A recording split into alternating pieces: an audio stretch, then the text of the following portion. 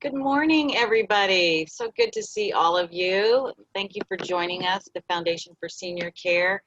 Today we're going to be talking about brain health.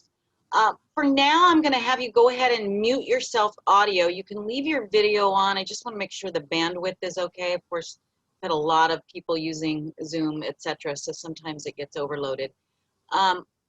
Briefly, what we'll do is I'll go through this PowerPoint. We'll talk about brain health, etc., how to keep your brain health, how to take preventative measures, which we're all very concerned about these days. At the end of the webinar, we'll go for about 30 minutes in terms of just me talking, and then I'll open it up for questions. And at that time, you can unmute yourself and ask questions. Just a disclaimer, I am recording this so that we can post the webinar on our website. So again, you can pass that on to others who may have missed today. If you choose not to be recorded, audio or video, and you have questions when we get to the discussion part, make sure that you put your questions in the chat rather than speak up. And then, of course, you can mute your video as well if you don't want to be seen. And you can do that now on your toolbar if you wish. You don't have to, but if you don't want to be seen, which I want to respect your privacy, make sure that you do that. But we are recording this. Okay, so let's get started. Happy post-Labor Day week. Been quite the several months going through COVID. My name is Dr. Diane Darby Beach. I am the gerontologist for the Foundation for Senior Care in Fallbrook, and we have launched this series of webinars amidst the COVID crisis to bring people more information. We want to hear about how you think that the value is of these webinars. So after the webinar today, later today, we will be sending you a link to a SurveyMonkey, and please fill that out. It'll take you a couple of minutes to do, and make sure that you do that so it gets back to us. We want to know what you think. And in that survey will be, you rating this particular webinar, but also giving us some ideas, information on topics that you would like to see covered in the future. We are planning on doing these once a month, and if there's more of a demand, then we might be doing more. But for now, for once a month. Again, I'm Dr. Diane Darby Beach. I'm the gerontologist for the Foundation for Senior Care. What's a gerontologist? People ask me that a lot. Are you a dermatologist? Are you a gemologist? No, I'm a gerontologist. I'm not a geriatrician. I'm not an MD. I'm not a prescriber. I have a doctoral degree in education and a master's degree in public health. I've been working in the field of senior care for 28 plus years, specifically in the area of dementia. That has really been my specialization. We talk a lot about, caregiver stress and how to manage that, and, what are the signs of Alzheimer's or other types of dementia, and when is it no longer safe for my loved one to be at home if they've got this disease. There are all those issues, but today what we're going to be talking about, which I think is equally important to all of the quote-unquote treatment kind of topics, this is on prevention. How do we reduce our risk of getting this disease? And most of us are concerned about that. And as I go through some of the numbers today, bear with me because I like to lay kind of the groundwork so that and for some of you, this may be repeat, for others, this is new information, but I'd like you to know about the kind of landscape that we're facing with this disease and how important it is to take preventative measures. So again, going along the way, if you've got questions that you just burning, you got to ask, put it in the chat, and Teresa, who's also here from the foundation, will help moderate those, as well as Jules. So we can do that, but if you can wait until the end, that would be great. I really do like to open it up for discussion and have a lively question and answer, feedback kind of segment to our webinar. Okay, so going forward, what do I want you to be able to understand today? My goal is, after attending this workshop, you will be able to better understand the difference between Alzheimer's and dementia. The words are used interchangeably all the time, which cause confusion. So I will be making that distinction for you. I'm going to help you understand what are the 10 warning signs of the disease. Now, we're going to be able to look at what is normal age-related memory lapses, which, hey, we're all facing, versus what is something that's more serious like Alzheimer's or some other type of dementia. And then we will move on to the prevention sort of component of the webinar and talk about what is it that you can do, or that you can do for your loved one or family or friends to prevent getting this disease, or at least reduce your risk. And there are things that you can do. All right. So I like to start with a little brain anatomy so that you understand how dementia affects the brain. When we look at the first part of the brain, we call it the cerebrum. It fills up the bulk of your skull. It's involved in remembering, problem solving, thinking, and feeling. It also controls movement. When we move on to the next part of the brain, we see that that is the cerebellum. The cerebellum sits at the back of your head, underneath the cerebrum. It coordinates, controls coordination and balance. Then lastly, maybe the most important part of your brain is your brain stem. It sits beneath your cerebrum in front of your cerebellum. It connects the brain to your spinal cord. So it's in control of all your automatic functions, such as breathing, digestion, heart rate, and blood pressure. So the reason that I go through these is when I explain to you what Alzheimer's is, that specific type of dementia, I want you to understand the brain anatomy, because depending on where the plaques and tangles go, that are the hallmark features of Alzheimer's type dementia, that will dictate what kind of symptoms and what kind of function is impaired. Not everybody is the same. So when people ask me, well, what's going to happen next? My answer is, I don't have a crystal ball. I can tell you the ballpark of things that may happen, right? But I can't tell you exactly how it's going to happen, because everybody's different. The one universal sign or symptom of Alzheimer's type dementia that everybody experiences is short-term memory loss. Now that scares people because we all have a little memory loss here and there. So again, we will be talking about what's normal and what's not today. But the universal sign or symptom of Alzheimer's type dementia is short-term memory loss. So in other words, somebody with the disease may be able to tell you about something, if they're still, verbal, can tell you about perhaps a wedding, their daughter's wedding that they went to 30 years ago, okay? They can tell you who was there, what music was played, what food was served. They can tell you those details, right? Because that's a long-term memory. But that same person cannot recall what they had for breakfast this morning. So the short-term memory banks, the hippocampus of the brain, is where our short-term memories are. That is affected first, universally, with Alzheimer's type dementia. Okay, so again, a little bit of brain anatomy. What does the right side of your brain do? It alerts us to things that are new, okay, novelty. Helps us understand the big picture. So if you're a big picture thinker, right, rather than kind of a minutia detailed picture, you're more right brain. It's in charge of our musical, our artistic, our visual spatial capabilities. Really is where our emotions and our intuition is hosted. Helps us maintain relationships. The left side of our brain keeps us aware of things like time, sequence, ordering of things, rules. It's in charge of our auditory, our hearing, our receptive and verbal expressive strengths. Specializes in words, logic, analytical thinking. Helps us know what's right and what's wrong. Helps us respect or understand boundaries. A lot of people are pretty much in the middle, so if you look at this, you can say, okay, maybe I'm a little bit of both. There are a lot of people that are right brain. Please turn off your audio if you've got it on. I'm hearing a little interference, so just go ahead and turn that off. Thank you. Okay, so when we look at the question of dementia, and people ask all the time, okay, so what is the difference between dementia and Alzheimer's?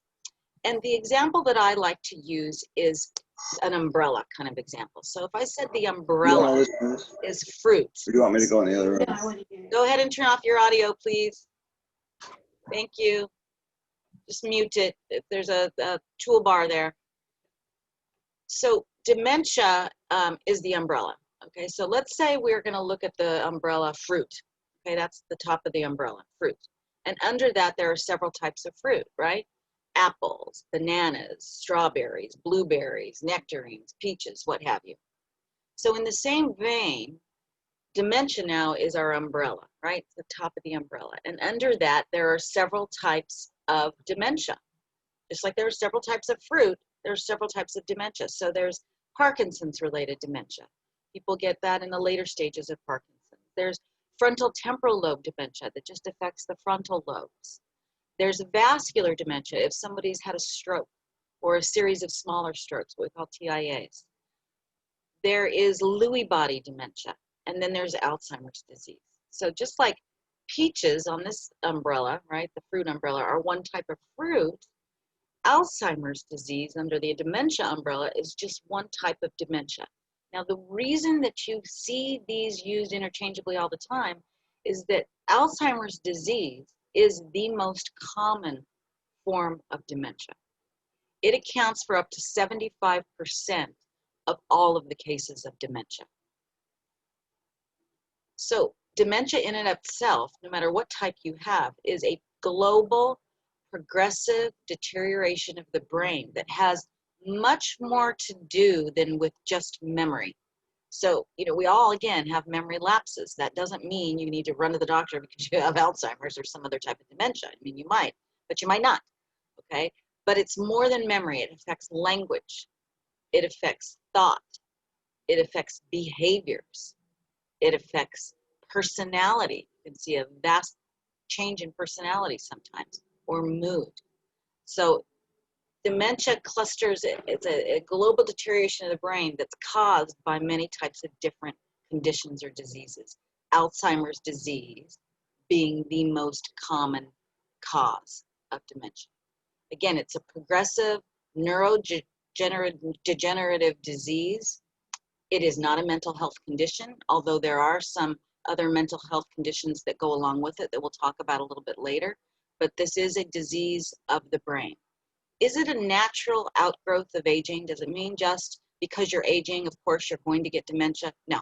There are lots of people that live well into their 80s, 90s, even centenarians who don't get dementia. It's not just an either or. It doesn't mean you are going to have dementia because you're getting older. Now, I will say, age is the biggest risk factor for getting the disease. Again, let's just look at this. This is that umbrella, right? Now we know about 75% of all the cases of dementia are caused by Alzheimer's disease. About 20% are the related disorders like Parkinson's, vascular, frontal temporal lobe, Lewy body. And then 10% are actually reversible. So what are the reversible dementias? Believe it or not, nutritional deficiencies can cause dementia-like symptoms, specifically vitamin B12 deficiency. We know people with very drastic vitamin B12 deficiency in their brain can look like they've got dementia. Metabolic problems can be reversed. So as we age, and this is very, very important for all of us to know, our metabolism changes. That means the way that you were able to break down certain medications, vitamins, minerals, nutrients, etc. in the past, you are slower. You are not breaking those things down as much. And sometimes breaking down meds, like, for example, let's say my high blood pressure medication that I was given 5 years ago, I may not be on the right dosage anymore. I may not be on the right medication anymore. I may not be metabolizing that medication in its most effective way. And I could appear to have dementia-like symptoms, okay? Another reversible disorder, again, when we're looking down here at the reversible disorders, is polypharmacy. What's that mean? For any of you who know any Latin, which I don't know a lot of. Poly means too many, right? Pharmacy means medication. So a lot of us are just on too many medications, and they start to interact with one another. And when that happens, at times, people can look as though they have dementia. So when you see a practitioner, you want to make sure, most people who reach the age of 65 and older have 4 to 5 different medical practitioners. So I might have, my primary care, my cardiologist, my rheumatologist, my OBGYN, an oncologist perhaps. And if they're all prescribing things and not getting on the horn and talking with each other, which by the way they don't, and we do have a physician on the panel today, on the call, who knows this well. I mean, you don't have time to do that. So you have to be responsible, or for your loved one's own medications. And who is the best person, by the way, just think, to ask about possible or potential medication interactions? Your pharmacist. So what I suggest is, if you're having questions about that, well, number one, you can help by having all of your medications or your loved one's medications filled at the same pharmacy, all right, or at least the same companies. But if you're going to Rite Aid and CVS and getting something at Kaiser, those systems are not interacting with one another, right? That's one way, because then as the pharmacist pulls it up, they can look at it for you. Or you can call CVS and say, when's the least busy time of the day when I can come in and see the pharmacist, and load up all your stuff. And I recommend not taking the pills, you know, looking at the bottle and writing it down, because you could mistranscribe that. Just load everything up. Vitamins, minerals, over the counter, prescribed medications, put them in a shoebox, a Ziploc bag, whatever, and take them in there and have the pharmacist look at them. That is the best person to answer any questions about potential medication interactions.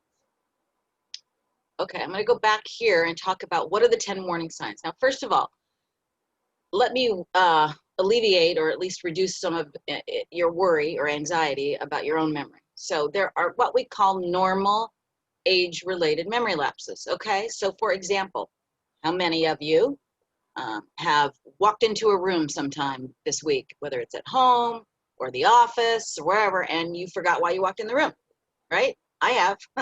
And then I retrace my steps, and I'm like, oh, that's why I went in the kitchen, or that's why I went down to that other person's office at the foundation. And I remember, okay? That's normal. How many of you have lost your, oh my gosh, our phones, right? Our phones are now like our Bibles, right? Like, where's my phone? You know, where's my wallet? What did I do with my keys? What did I do with my purse? And then we eventually find them. Normal. How many of you, this is a very common thing, have been, let's say, a year at the grocery store in Fallbrook. And Fallbrook's a small little community, and you run into somebody you've known for years.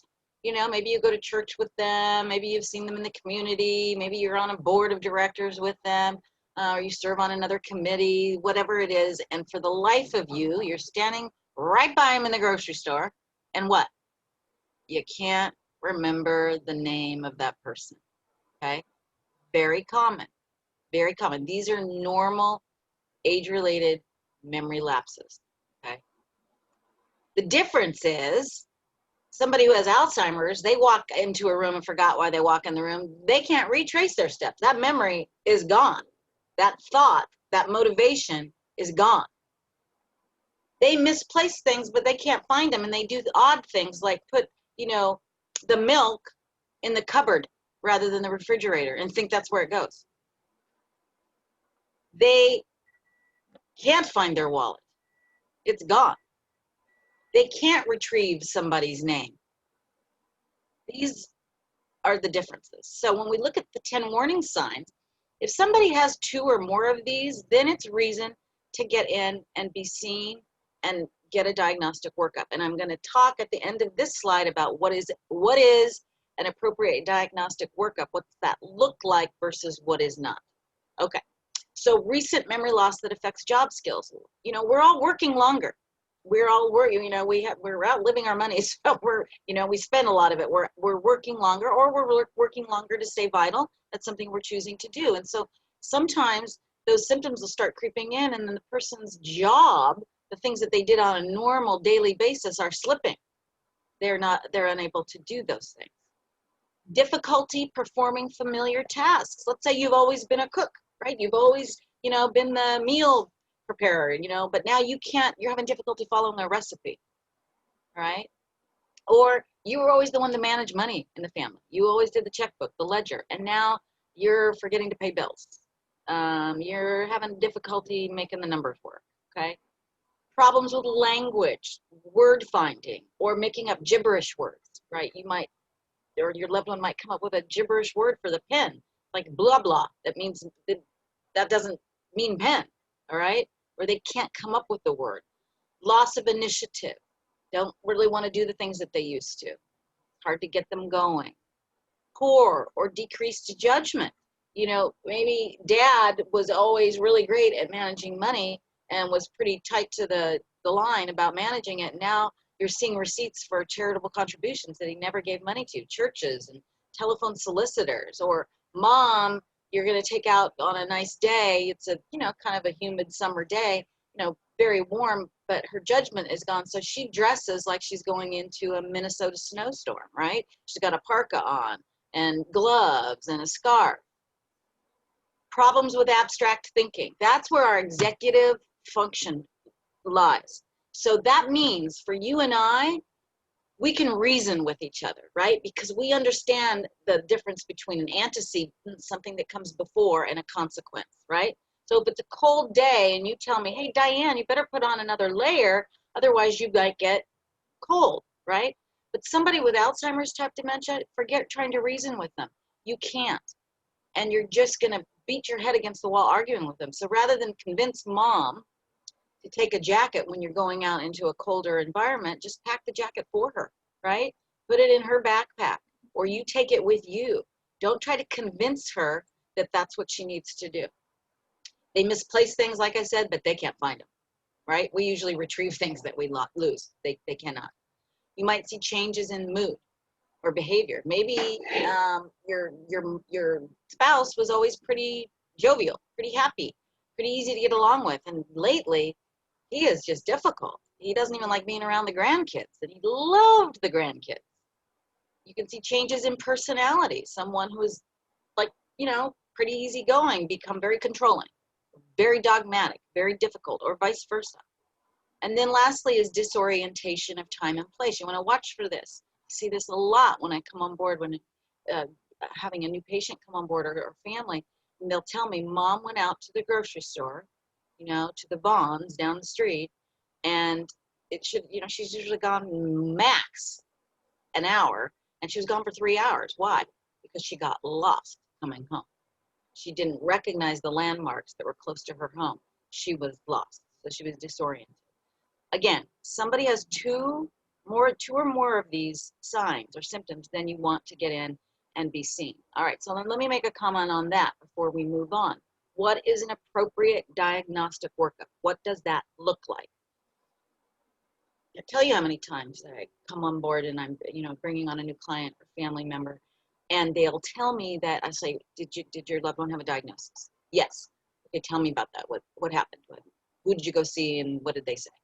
I went to my primary care doctor or our family physician, and he asked mom, or he asked my spouse, you know, but some questions, and, you know, took about 10 minutes, and then said, yeah, he's got dementia, and gave us a prescription, you know, Aricept, Namenda, Exelon, we'll see you in 6 months. That is not a proper diagnosis. That is a screening, all right? So what happened in that situation is that physician probably used what we call a MOCA, or a mini mental exam. They're 30-item exams. They do 30 points total, and they test different parts of the brain, and then you get a score. I can do those. I can administer those, right? I'm a gerontologist, but I'm in no way claiming that I'm making a diagnosis at all. I'm doing a screening.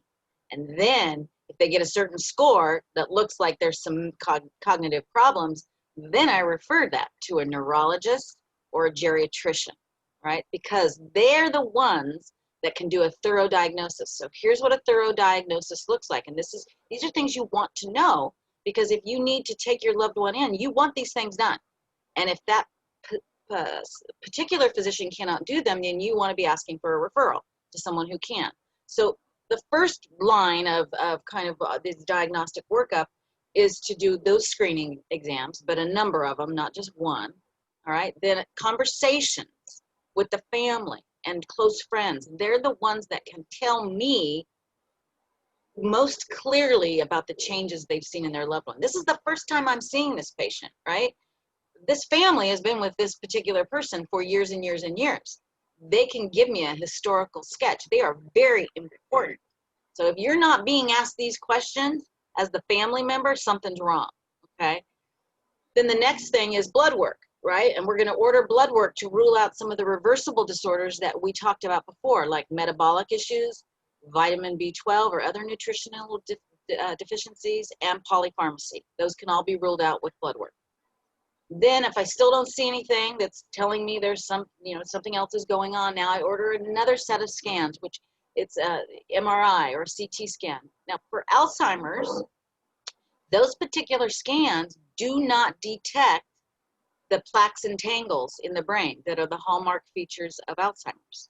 But what they do is tell me if you've got a brain tumor or if you've had strokes, if you've got vascular dementia. We can see those lesions on the brain via those scans, right? So again, I'm trying to rule out every other possible explanation for the behavior.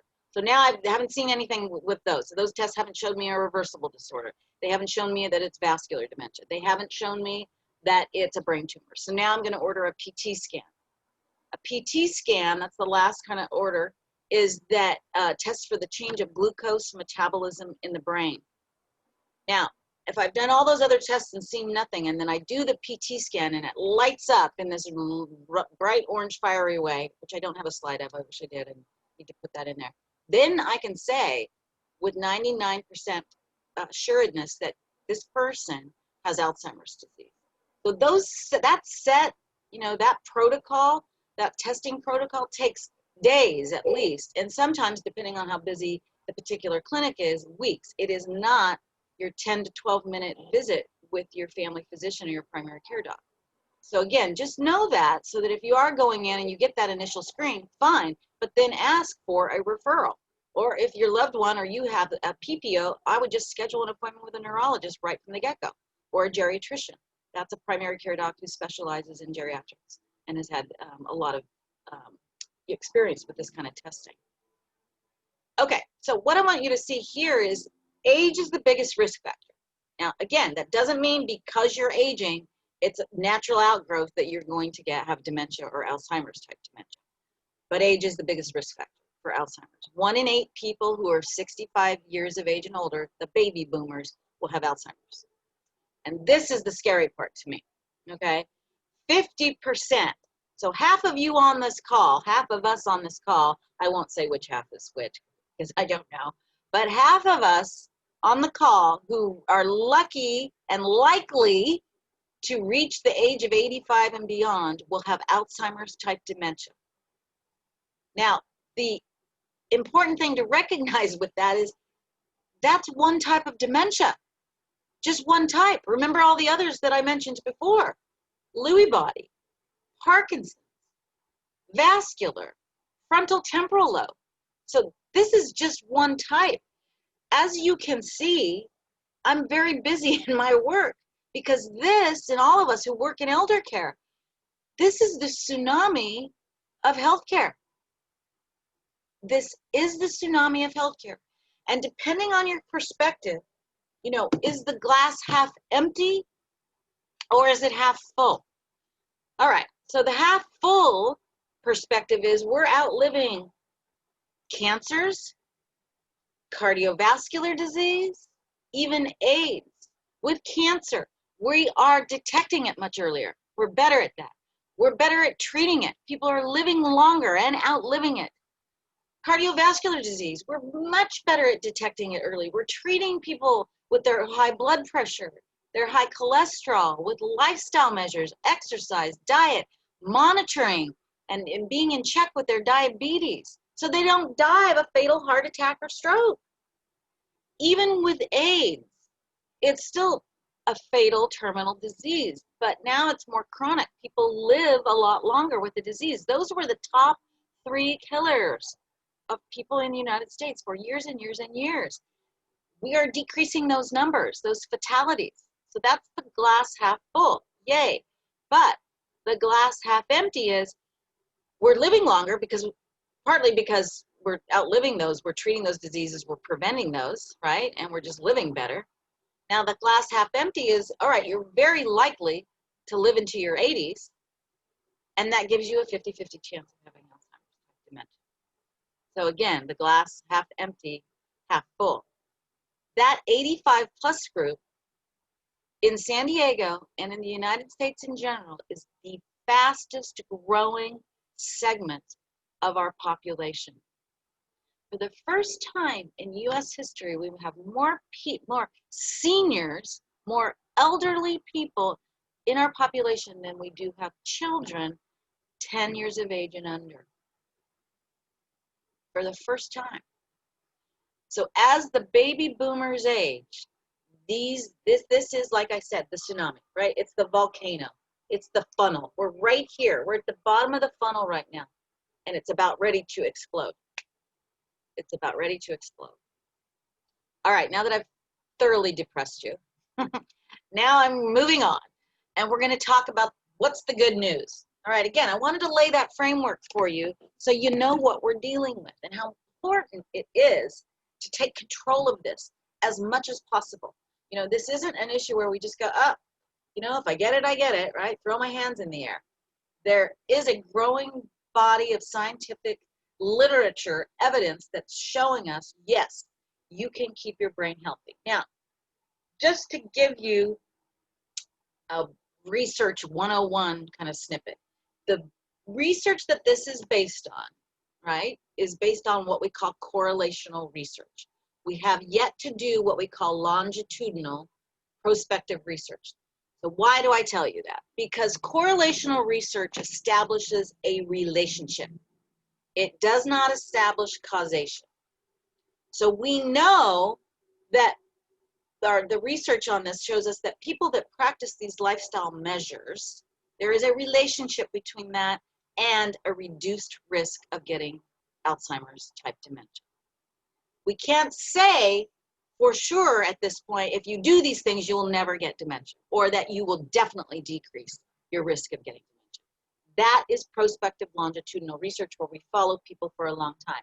That first study has now been embarked on.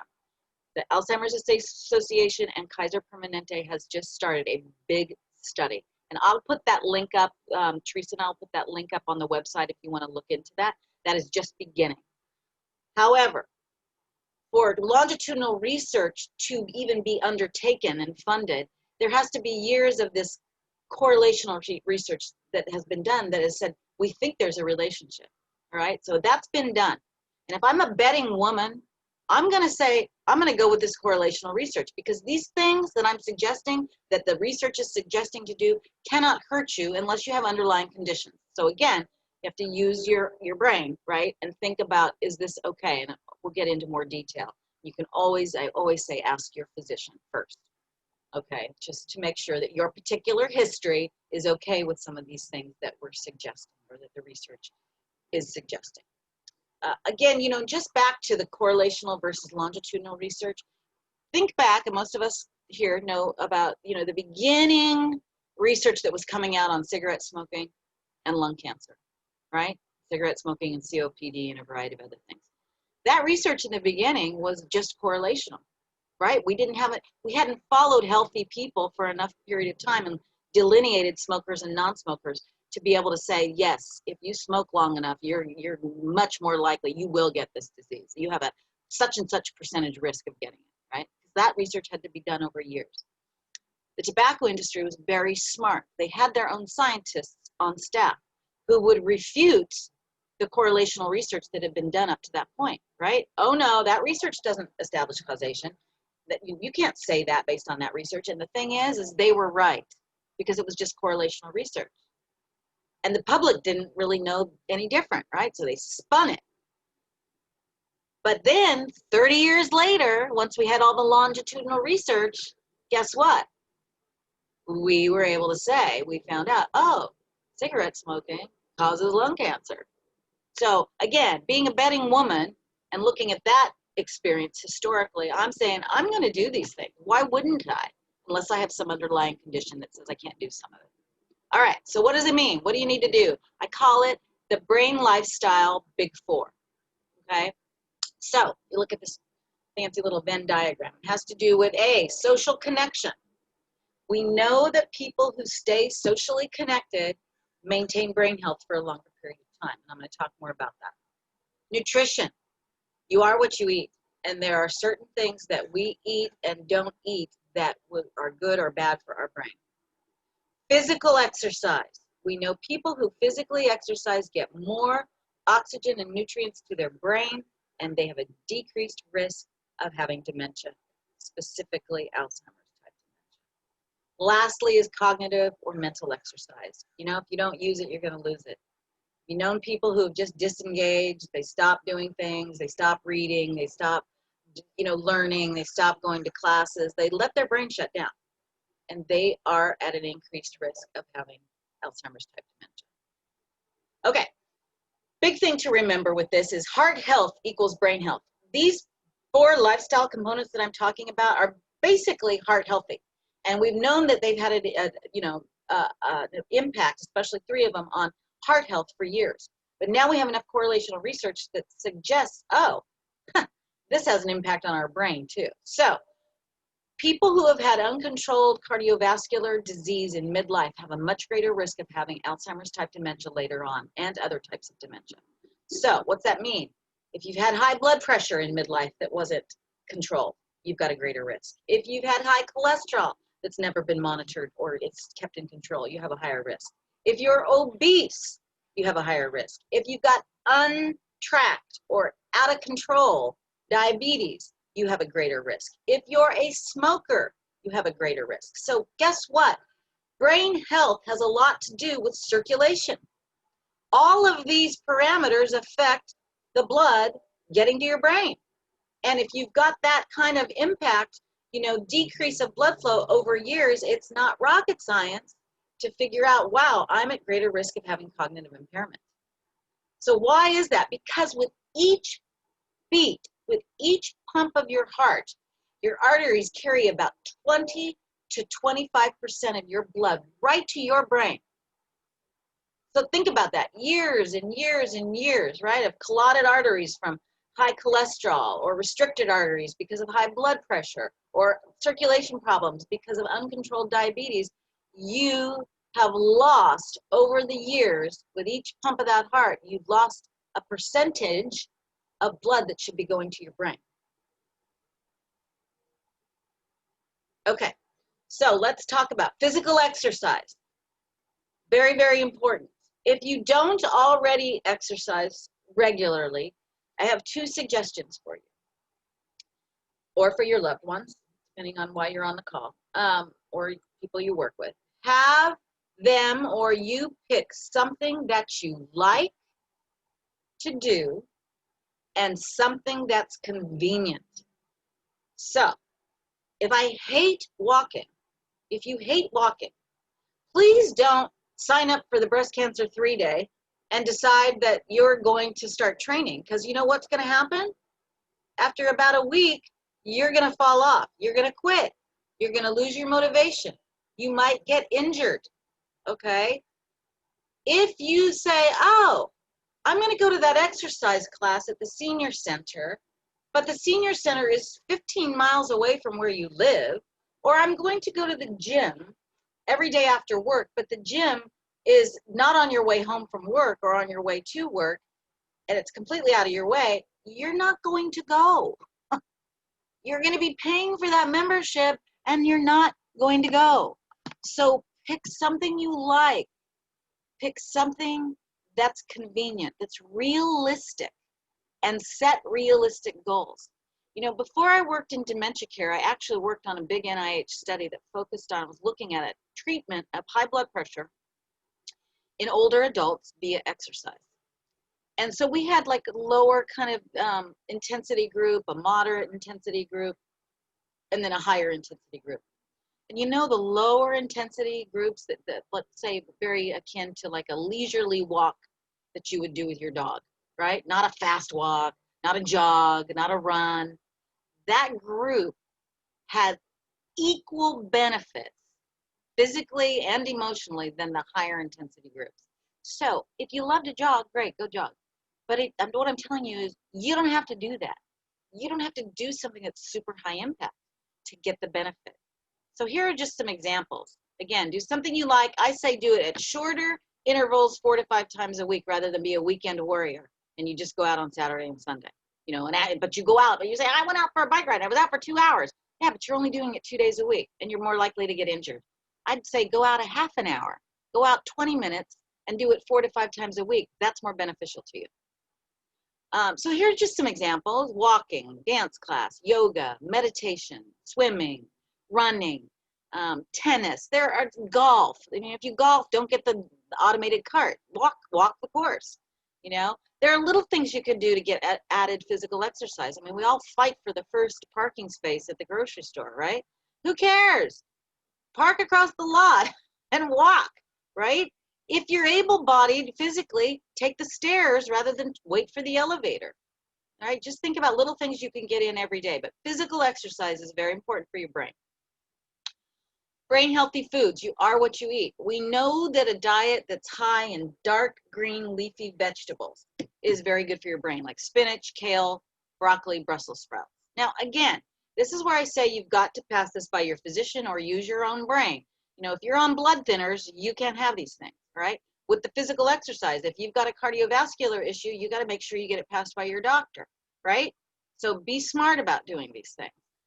These are general recommendations that I'm making based on research, but I do not know your individual medical history. All right, the omega-3 fatty acids that you get in salmon, halibut, tuna, mackerel, flaxseed, walnuts, pecans. You know, you can do little things. If you're not a fish eater, okay, I'm going to have a tuna sandwich once a week for lunch, right? I'm going to try to make one fish dinner, you know, twice a week. You know, little baby steps. You don't need to be eating fish every night. That's not what I'm saying, okay? Like with these nuts, like walnuts and pecans, I started making those changes where instead of having chips or even fruit sitting on my counter for the kids and for myself for snacks, you know, I put out walnuts in a bowl, put out pecans, put out almonds, you know, get those out there, then, you know, then you just grab it. Folic acid and vitamin B that you get in legumes, poultry, chicken, turkey, oats, peas, beans, lentils. And again, you know, if you're taking notes on this, we will post this PowerPoint. Probably should have said that in the beginning, so you didn't have to take notes. But I do like it when you take notes. Do you know that the more avenues the information comes into your brain, the more likely you are to remember. So if you're seeing it, you're hearing it, you're writing it, you're more likely to remember. So it's not a waste. But the PowerPoint will be posted. Okay, vitamin C, so that you get in prunes, blackberries, raspberries, strawberries, oranges, red grapes rather than green grapes, red cherries. Heck, even red wine is good for you in moderation.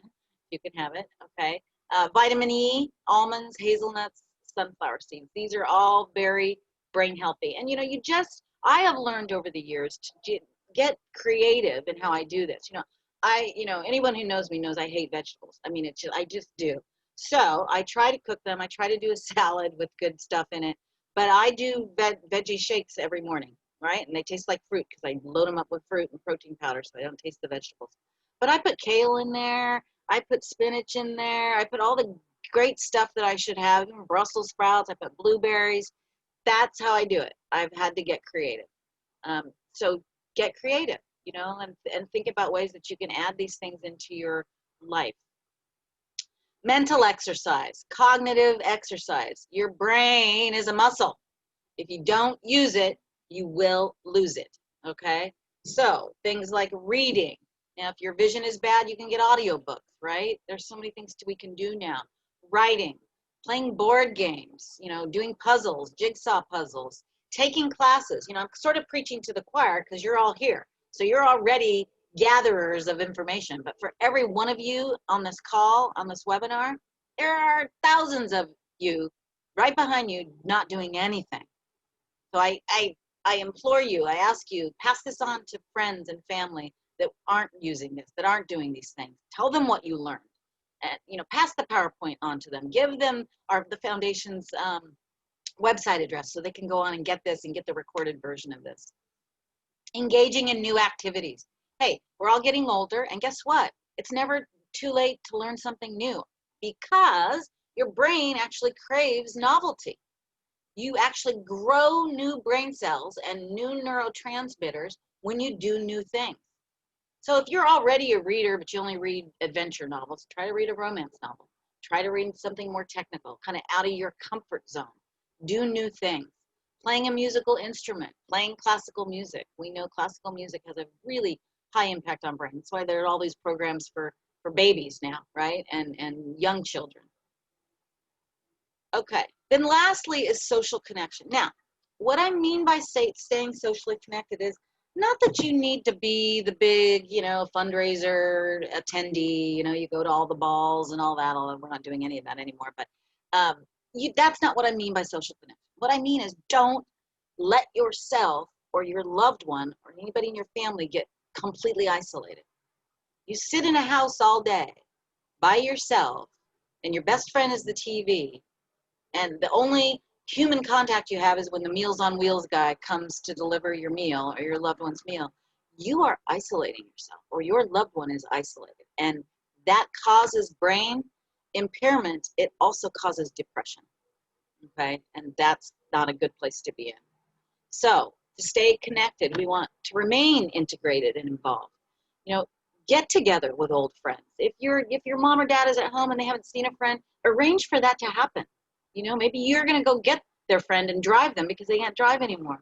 Let them, organize that for them. Take a class like this. Develop hobbies, maybe new hobbies, things that you've never done. It's okay to do new things. Build family networks, or reestablish family networks. We see so much of that, in a lifetime. There's rifts, and maybe if it's possible to mend those, that helps a person stay socially connected. So I'm going to skip this little exercise. I usually like to do it live. Again, I just want to reiterate.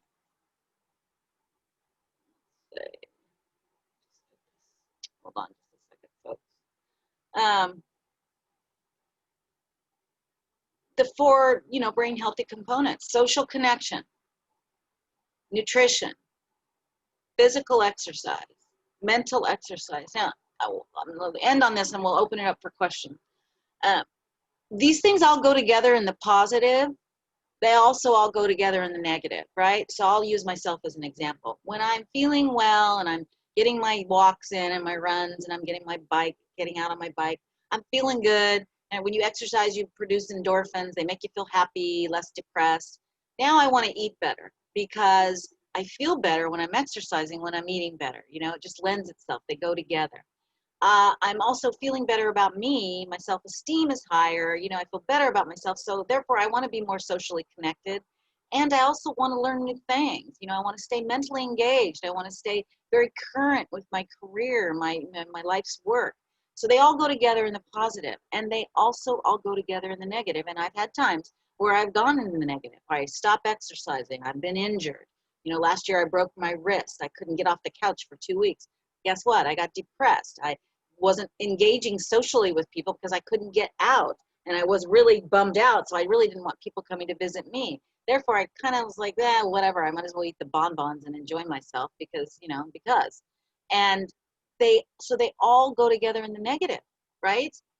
They all go together in the negative, and they also all go together in the positive, which means just one change in one of those little Venn diagram categories can be a domino effect, right? So one positive change can cause a positive change in all of them. And it's never too late. It's never too late. All of these things help grow new brain cells and new neurotransmitters. And we know now, research shows us, it doesn't matter how old you are. You can be 8, 18, 80, or 108 and still grow new brain cells and new neurotransmitters. So I am going to stop sharing my screen, and we're going to stay on the call, and I'm just going to ask you to go ahead and unmute yourselves, and just, if you have a question, ask it, or a comment. Anybody? Yeah, Diane? Yes. Dr. Pace. Hi, Dr. Pace. I've got to say, this is probably one of the top 5 lectures I've ever heard. And I've heard a lot of them, so thank you very much. The other thing was, as a surgeon, when people would come in with bizarre complaints of being dizzy or not doing well post-operatively for one bizarre reason or another, it was my first thing on my list was polypharmacy. Because as you said, many people are going to more than one doctor, and there's not a lot of interconnection between the doctors with information. So that's a really good point. Polypharmacy is a major problem. Thank you for that. And it is, and it's especially true with people who are older, because we are, by the, sheer nature of aging, we are seeing more practitioners. And it's just, I think a lot of people have that misnomer still in their mind that, well, Dr. Pace must be talking to Dr. Beach about what they're prescribing, and, they're taking care of it. And that's just not true. So you really have to be an advocate for your own health care or your loved ones if they're no longer able. You bet. Be your own advocate. Very important. Thanks, Dr. Pace. How about others? Questions? Yes, Nancy. You talked about the testing protocols, but do you have a slide? I'd like to share that information with someone. Yeah, you know what? I do have a slide, not on this particular presentation, but thank you, because I think I will add that. If you want to shoot us a call or an email, I'll put my email up afterwards, and then Okay. I can send that to you, Nancy. I'd be happy to. Thank you. I'll put it in the chat. Are you able to access the chat? It's on my screen. Okay, so in a minute, when we're done with discussion, just stay on the call, and I'll put it in the chat. And Okay, anybody else thank you. who wants it will have it as well. Okay, anybody else? Questions? Go ahead, speak up. It's great. You guys are a good group. Comments? Is anybody feeling a little, I hope, a little bit more hopeful about your own control in terms of your brain health? Because a lot of people, when they take this class, will say that to me, like, I didn't think there was anything I could do.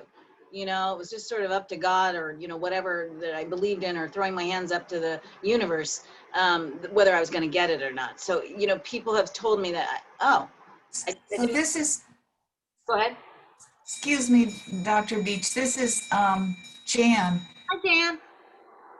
And I absolutely hate exercising, and people, and I was gifted with, a slim body and all that sort of stuff. People have been beating into my head, do it, do it, do it. But the one thing that, you're, like Dr. Pace said, what you said was awesome. But the one takeaway for me today is, if I increase one, I'll increase all the other areas. And that when I increase exercise, I increase both the nutrition and the oxygen to my brain. So maybe I don't care as much about what's going on in my body, but I'll try to exercise to get more oxygen in the brain. That's good. And Jan, the other thing is funny. I was just out with a group of women last night doing a bike ride, and all of us said, we're avid cyclists, said, the reason we exercise only has 25% to do with what we think it's doing for our body. 75% is what it does for us emotionally, in terms of anxiety, depression, self-esteem, interaction, because we're together, right? We get that social interaction and support. So I think for you, that's really key, is keying in on things that don't have anything to do with your physical health necessarily, although we know it's very good for you physically. But if it helps you, motivate you to focus on the other things, then so be it. Whatever works, and that's that intrinsic motivator. And everybody has a different intrinsic motivator, just like we all perceive stress in a different way. What's stressful for you may not be stressful for me, right? Great point. Thank you. Yes, Nancy. I was wondering, I have a friend who makes calls, and today's her day, for the Yana You Are Not Alone program with Sheriff's Senior Volunteers.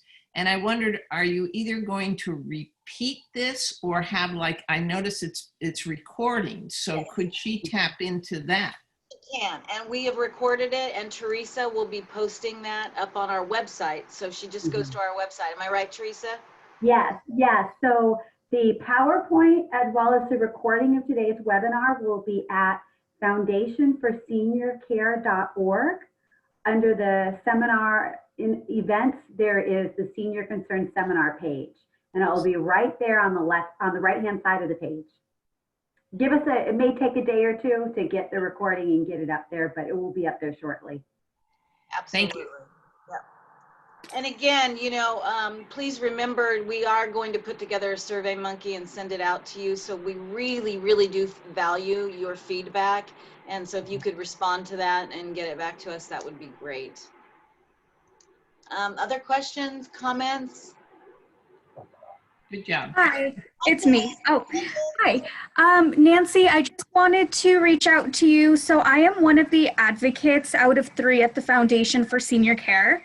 And we work very closely with Yana and the I'm volunteers. aware of that. Yes. So I will definitely make sure that the volunteers know where to find the PowerPoint when it's up on the website. And if they have any questions, they can come to us directly as well. Great. Thank you so much. No problem. Okay, yes, I have- Maureen. Yes, I struggle with trying to motivate someone.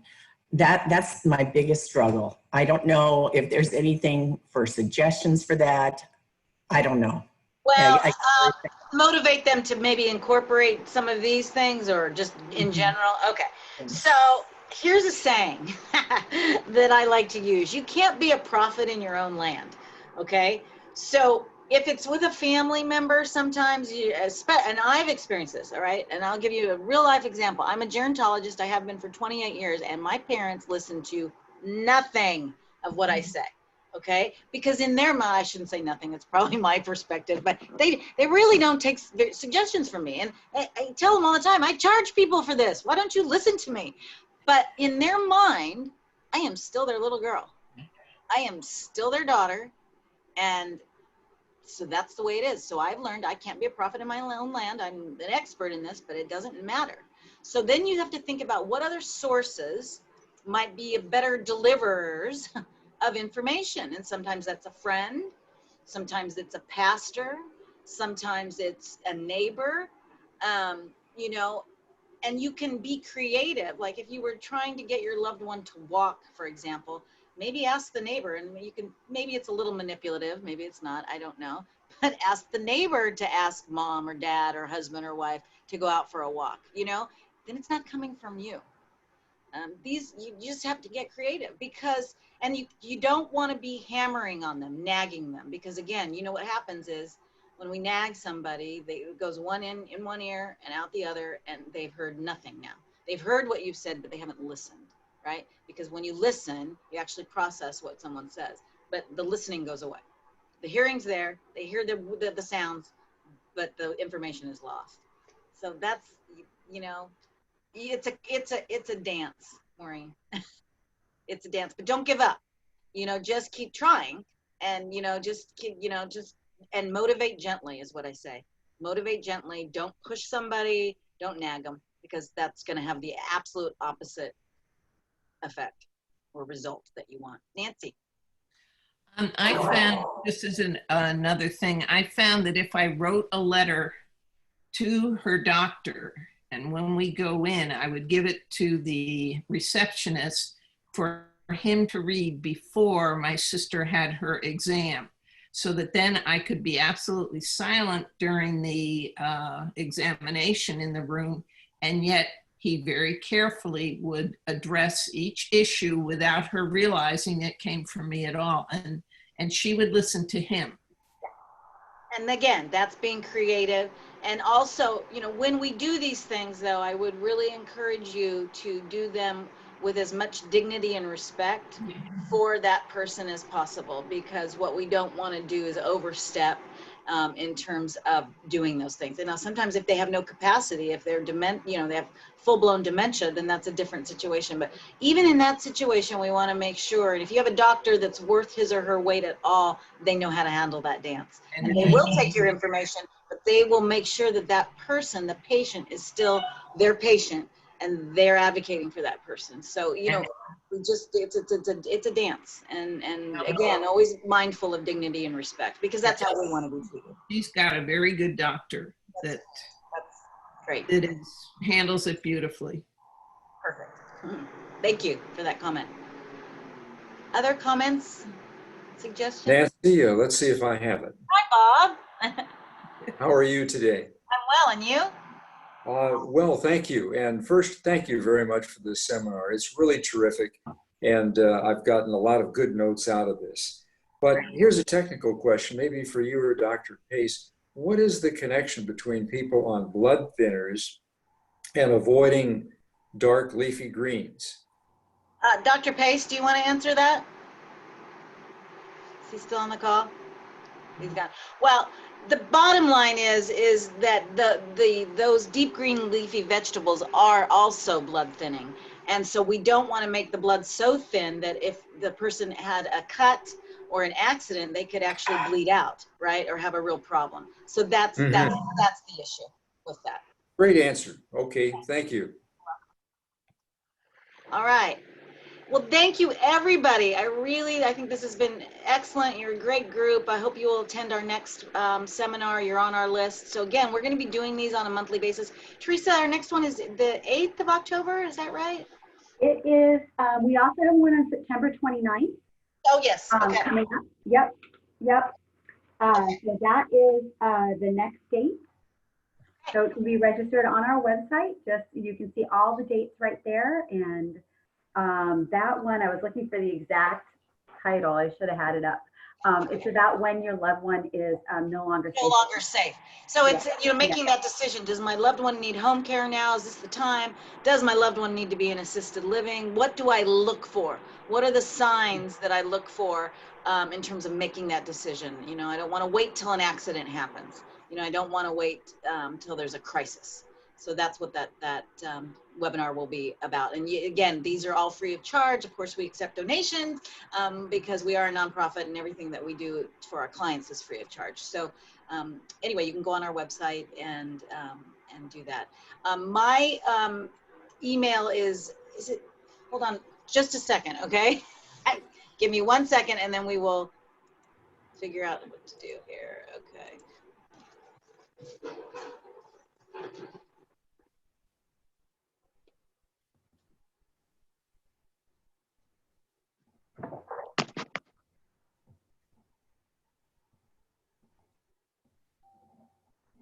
I can put your email up. Yeah, I've got it right here. I just wanted to make sure. Oh, you got it? Okay. Yeah, it's D Beach, so DBEACH, and we'll put it, maybe you can put it in the chat too. Yes, Teresa. I will. Okay, dbeach@foundationforseniorcare.org. So that's my direct email. You can also access us just through the website in general. And we will, Nancy, I'll put together that diagnostic slide for you and get that to you. And we will also get to the SurveyMonkey link to all of you in the next couple of days. Please respond, and hopefully we'll see you on the 29th. The recording of the webinar with the PowerPoint should be up within the next couple of days. Again, if you have specific questions, you don't see it by, Saturday, you can email me or Teresa. All right. Thank you so very, very much, everybody. It was great to see you. Thanks for attending. Have a wonderful day. Thank you. You too.